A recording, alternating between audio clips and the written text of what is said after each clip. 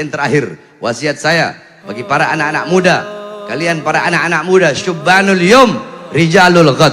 Pemuda-pemuda masa sekarang, pemuda-pemuda masa kini adalah pemimpin masa depan. Kalian adalah pemimpin bangsa, pemimpin negara, dan pemimpin agama. Kalian yang memegang bangsa ke depan, kalian yang memegang negara ke depan, dan agama besok, para ulama-ulamanya. Itu tergantung daripada kita. Ada anak muda zaman sekarang, kalau anak-anak mudanya berilmu, anak-anak mudanya taat, patuh, tunduk kepada Allah, anak-anak mudanya mengosongkan hati daripada kecintaan kepada duniawi, kecintaan kepada harta, pangkat, jabatan, tahta, kekuasaan, kecintaan kepada perempuan, kecintaan kepada makhluk. Dia mengosongkan hatinya daripada selain kecintaannya kepada Allah. Anak-anak muda yang taat patuh kepada Allah, anak-anak muda yang menjadikan Nabi Muhammad sebagai uswahnya, gudwahnya, teladannya, anak-anak muda yang mengikuti jejak Nabi Muhammad, anak-anak muda yang menjadikan Nabi Muhammad sebagai teladannya, sebagai idolanya, maka besok ke depan bangsa kita bakal baik, negara bakal dipegang oleh orang-orang yang baik, para pejabat bakal jadi pejabat-pejabat yang baik, agama bakal dipegang oleh ulama-ulama yang baik, ulamanya bakal menjadi ulama-ulama yang baik. Akan tetapi kalau anak-anak muda kita rusak, kalau anak-anak muda kita hancur, anak-anak muda kita tidak kenal agama, ada anak muda kita bodoh, ada anak kita muda jauh dari agama, jauh dari Allah, jauh dari Rasulullah, jauh dari majlis-majlis ilmu, jauh dari majlis-majlis zikir, jauh dari majlis-majlis haul, jauh dari majlis-majlis maulid. Anak-anak muda kita tidak taat kepada Allah, tidak patuh kepada Allah, berbuat mungkarat, dalalat, sayyiat, mukhalafat. Mereka melanggar daripada ajaran-ajaran agama, mereka bodoh akan ilmu agama, mereka tidak dekat dengan para ulama, tidak dekat dengan para aulia, tidak dekat dengan orang-orang soleh, mereka buta agama, buta Al-Quran, buta ajaran Nabi Muhammad, mereka tidak pernah duduk di majlis-majlis ilmu. Besok para pemimpin bakal menjadi pemimpin yang rusak, para pejabat akan menjadi pejabat yang rusak, para pemegang kekuasaan mereka akan menjadi orang-orang, mereka akan menjadi orang-orang yang rusak. Agama bakal dipegang oleh orang-orang yang rusak. Maka ke depan, baik atau buruknya bangsa kita, baik atau buruknya negara kita, baik atau buruknya agama kita, tergantung daripada kita, anak-anak muda zaman sekarang. Oleh karenanya, jadilah engkau anak-anak muda baginda Nabi besar Muhammad. Jadilah engkau anak-anak muda baginda Nabi besar Muhammad.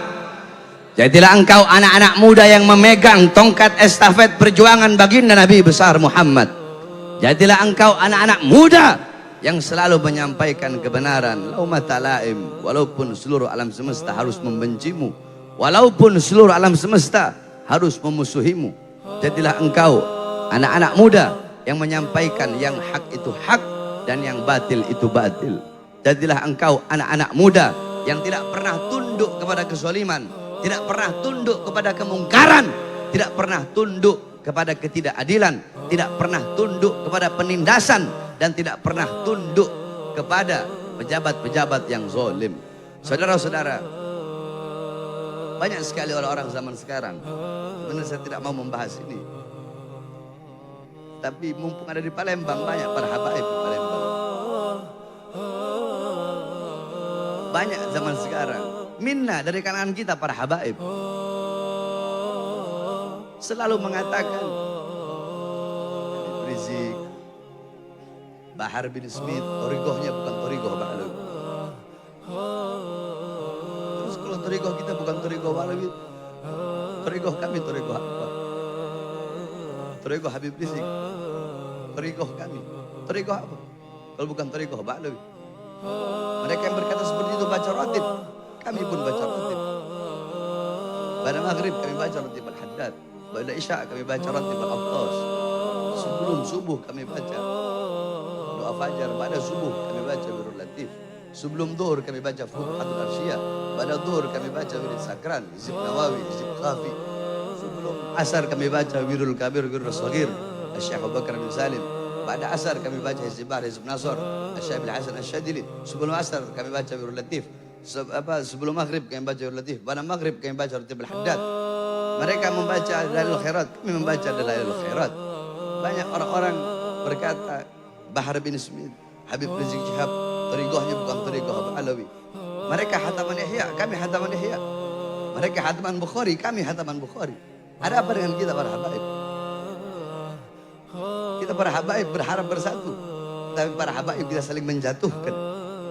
Yang lembut Banyak mengaku lembut, tapi menjatuhkan para habaib-habaib yang tegas. Memakan darah dagingnya sendiri. Memakan darah dagingnya. Kami minnukum.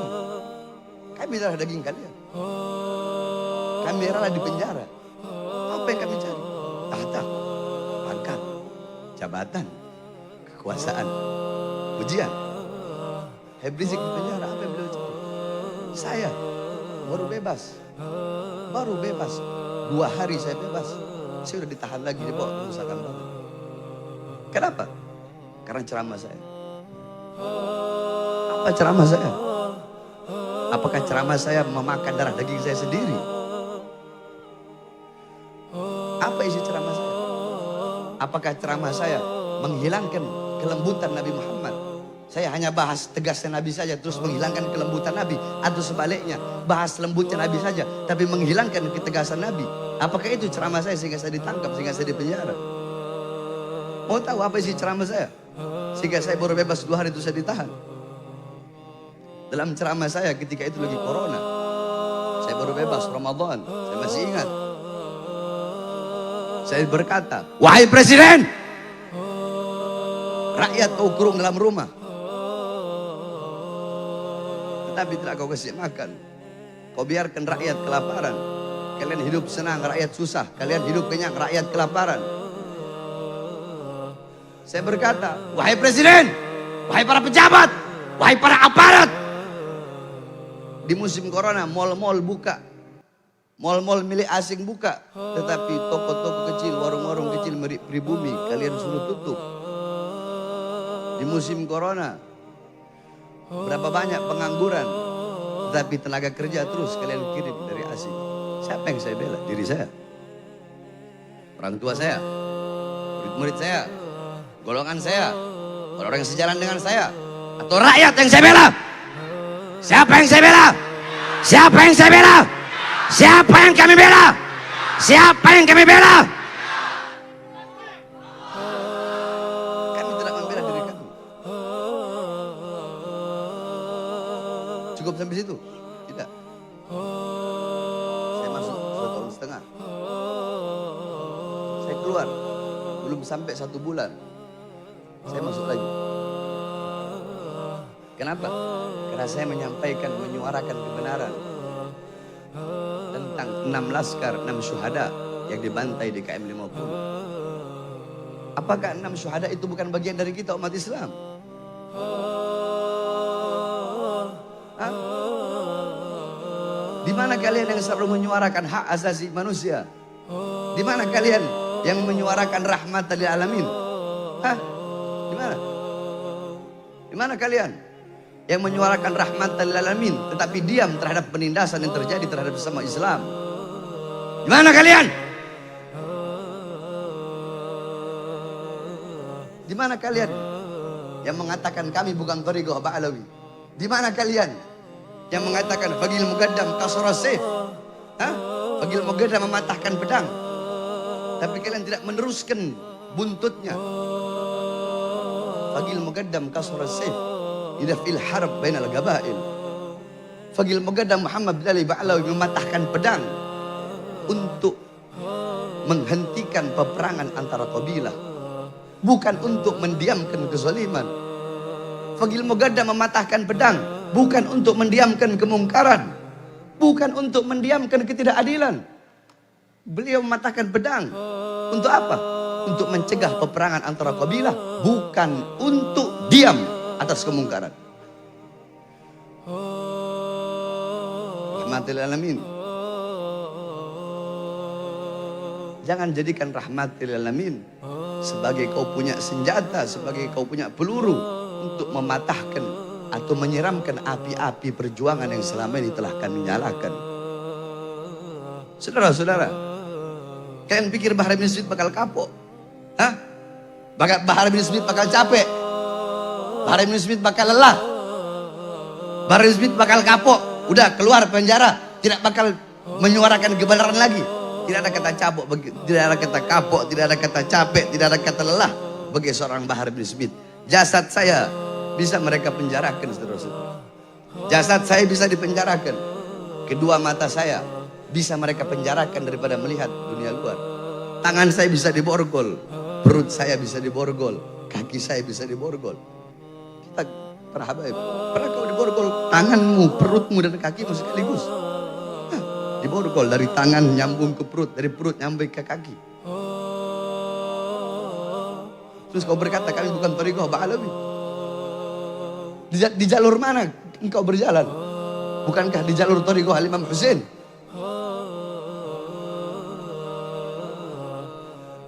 Terus kalian berkata thariqah kami bukan thariqah Ba'alawi. Thariqah apa?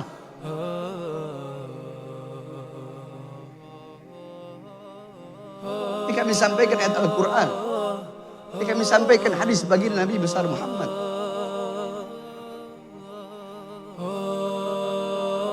Tidak ada kata kapok bagi Bahar bin Smith.